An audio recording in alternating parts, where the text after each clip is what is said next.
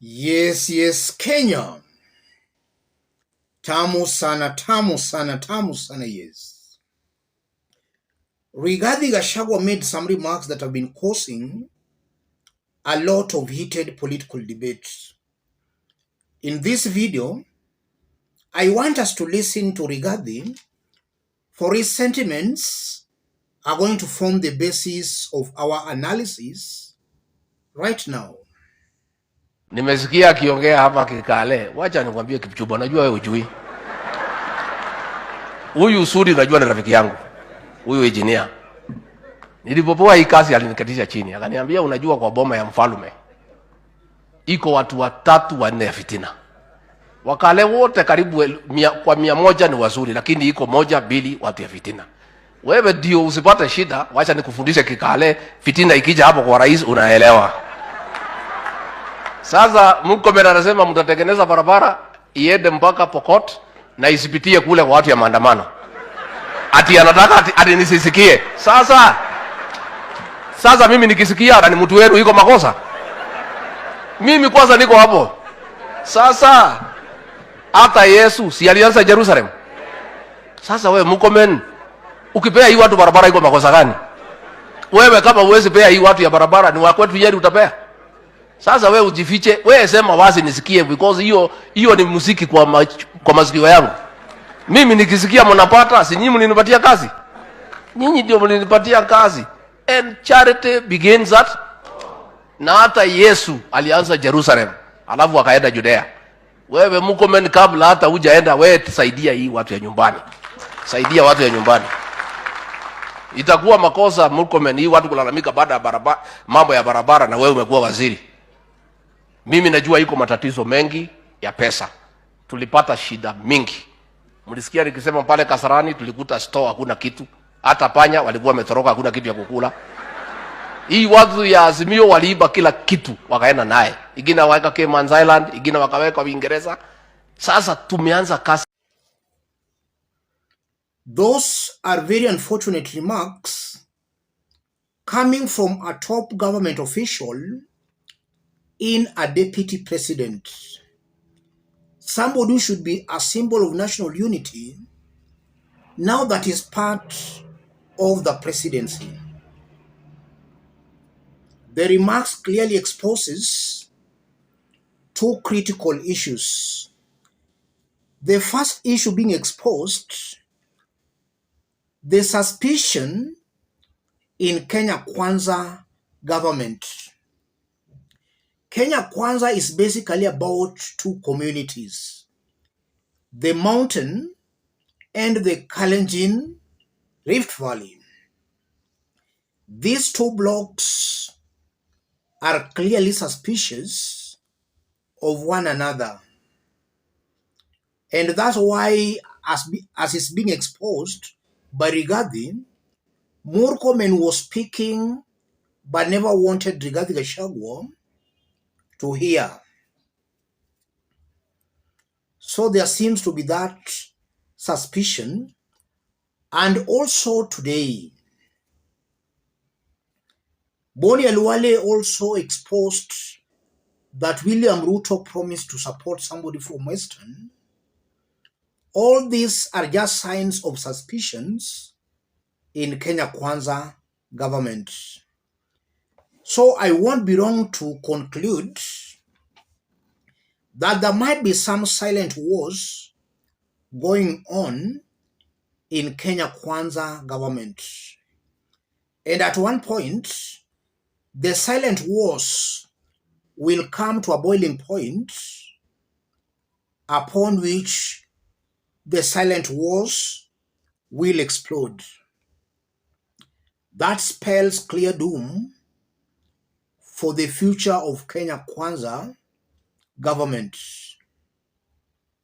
That's the first thing coming out very, very clearly. And on top of that point, Murkomen either never wanted Rigathi Gachagua to understand what he was saying, because he considered Rigathi's office as an office that should be a unifier. But it's very interesting that the unfortunate remarks that Murkomen made regarding Gachagua is clearly supporting the negative and the unfortunate sentiments by Murkomen.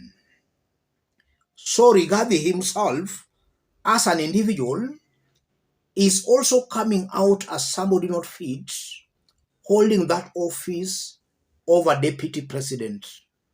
He has not yet matured from village politics. The second critical issue, it also exposes the bad ethnicity, the tribalism, nepotism in Kenya Kwanza government. This is a government favoring only some communities. It's not a government bringing all Kenyans and serving all Kenyans equally, but just favoring some communities. The unfortunate bit about it, all Kenyans are paying taxes and they deserve government goodies and government developments because they are all paying taxes. But we are seeing, whereas all Kenyans are paying taxes, development is being channeled to only some specific regions in the country. This is very unfortunate and can lead to ethnic hostilities amongst communities. So this is a government that is clearly pitting communities against communities. And this is why I've always maintained here, and here I don't go about beating the bush. William Ruto and his team are not fit holding public offices. They have proved time and time that they have not yet grown into national leaders. They are still village champions, tribal leaders. That's the truth, ladies and gentlemen. So you are seeing clearly that those who elected these leaders, they have not yet matured. They are still green politically, and they are still green on what leadership and integrity is all about. They just vote along ethnic lines and along party lines, but they have not yet matured to know the attributes of a good leader. And Kenyans are suffering today because of those individuals who did elect leaders such as Rigathi and the William Rutos. That's what is coming out, ladies and gentlemen. As I conclude, the sentiments by Kipchumba Murkomen also goes on to confirm that birds of the same feathers flock together, and if the head is rotten, the tail will most definitely be rotten. You can't have a rotten head and then you have a fresh tail. The likes of Murkomen are just trying to borrow from their master.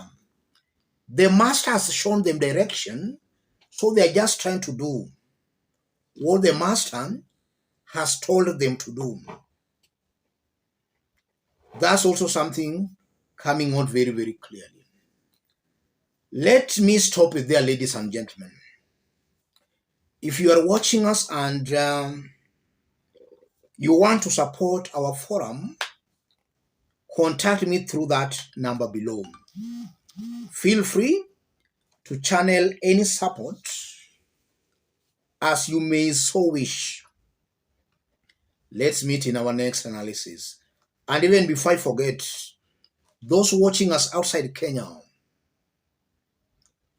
drop a comment, let us know from which part of the globe you are watching us from. If possible, subscribe, give this video a like. Thank you. God bless you. God bless Kenya.